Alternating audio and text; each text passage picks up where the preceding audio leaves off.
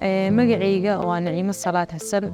Ganacsigayga waxaa la yiraahdaa Magol Sant oo ah company ka shaqeeya carafta goobaha ganacsiyada xafiisyada caraf ka samaysan saliida oo essential oil kala dhaho.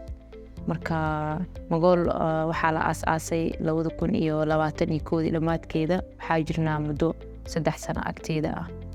ganacsigayga waxyaalo fara badan ayaa la dhabar u ahaa guushiisa.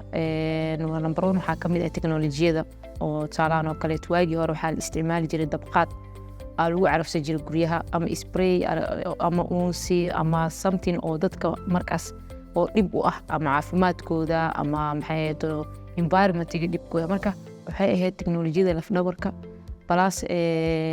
guusha labaad waxay ahayd isbedelka oo wadankeena ka dhacayo. wadankeena maadaama uu growing ku jiro oo development hormarayo, waxay noqotay ayadana in laf dhabar ay u noqoto maxay ganacsigeena guushiisa.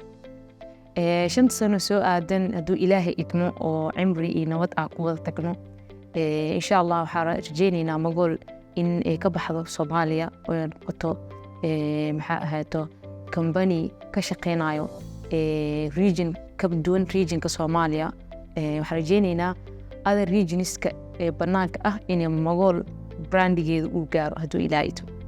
Wallahi horta Yoltech aad iyo aad horta u mahadsan yihiin. fursadda waa kaga faa'iideysanaa.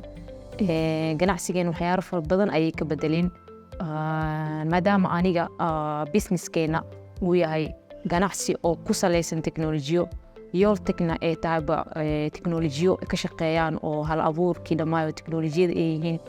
waxaa aaminsanahay 100% wayna dhamaystireen sida aan wax u rabnay noogu sameeyeen. oo xaqiiqatan waxyaalaha aad uga mahadcelinaa waxaa kamid ah annaga maskaxdeena wax ka dhex guuxayay oo dhisan inoo keeneen.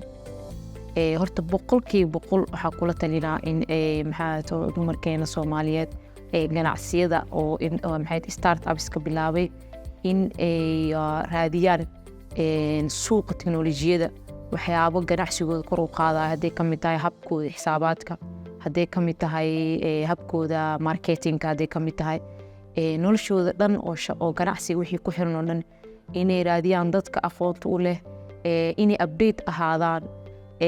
waxaan leeyahay digital loo wareegay buuggii wax lagu qoraay waa laga gudbay, ha loo wareego abka oo teknolojiyada ah.